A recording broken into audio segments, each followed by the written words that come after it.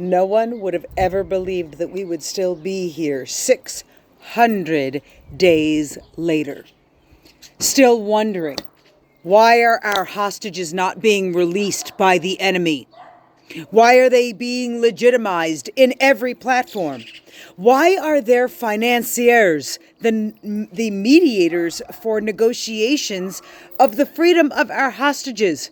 Why are we being demonized for fighting a war that needs to be fought? And the evidence for that need was October 7th, 600 days ago.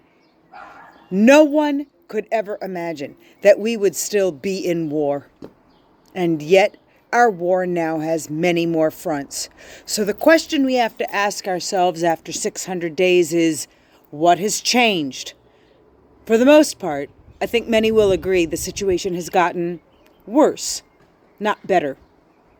People are sick of hearing about October 7th. They're sick of feeling sorry for the Jews.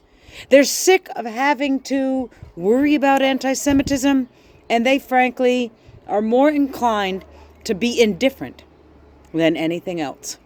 What else has changed? Are our youth more active? Are they more educated? Are our leaders more passionate?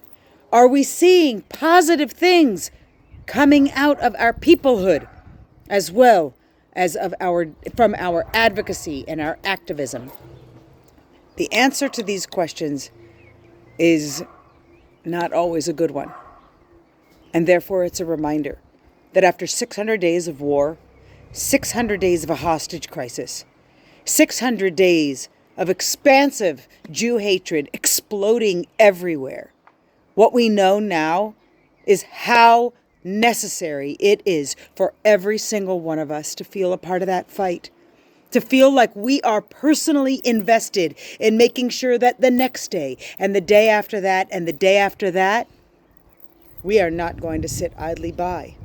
We're going to find ways to fill our lives with hope and with meaning. We're going to look at our children and we're going to look at our friends and colleagues and say, no, you are not going to let the days continue to be counted without accountability. We're going to look around us and we are going to say, where can I have my voice heard? Is there a school, a library, a council meeting, a business? Is there a community gathering where I can bring the humanity of the Jewish nation alive in the minds and the hearts of those who are convinced that people really only do like dead Jews. And they only like dead Jews because they can't speak out. And we know we have to speak out. So where are you speaking now? How are you coming together? What are you doing to fight the fatigue? What are we going to do for 601, 602, and the days that will continue to be counted until the world wakes up and sees this is God testing humanity, and until the world is standing with Israel and standing with the Jews and countering the lies and denying the right to deny our human rights? Well, we're going to just keep counting the days, and we're going to continue to struggle. Maybe that's part of our destiny, and maybe that's part of the challenge, that we have to keep fighting the fights, finding the hope. So my question for all of you is, what are you going to do differently tomorrow, the day after, and after that? What are we going to do differently as we move into this next time clock that keeps ticking, even though so many of us feel like we are still living October 7th. Some of us, I know, we feel we almost wish that we could still be in that proximity of time just so that we could openly feel our pain and expect some level of compassion. No, we have unfortunately been silenced again and again. And therefore, it reminds us, raise your voice again and again. As much as they silence us, use our voice louder. As much as they lie, we must tell our truth. Do not get tired. because we have a long road ahead.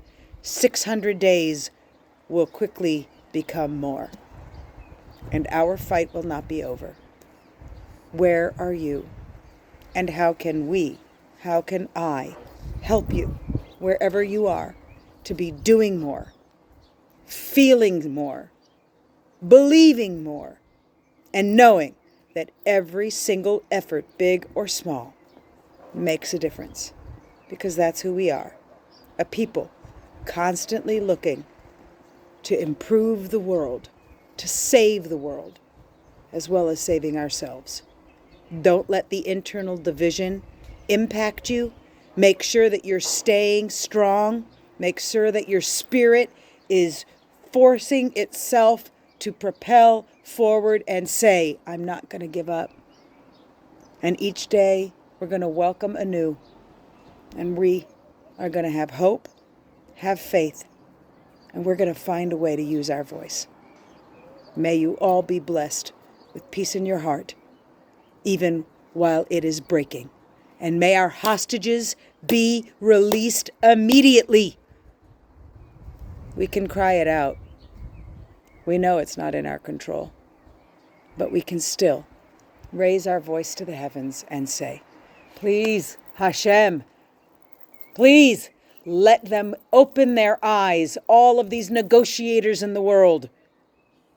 Let them see that the plan of tackling and taking out Hamas is essential. Let them see that we, the Jewish nation, will no longer stand idly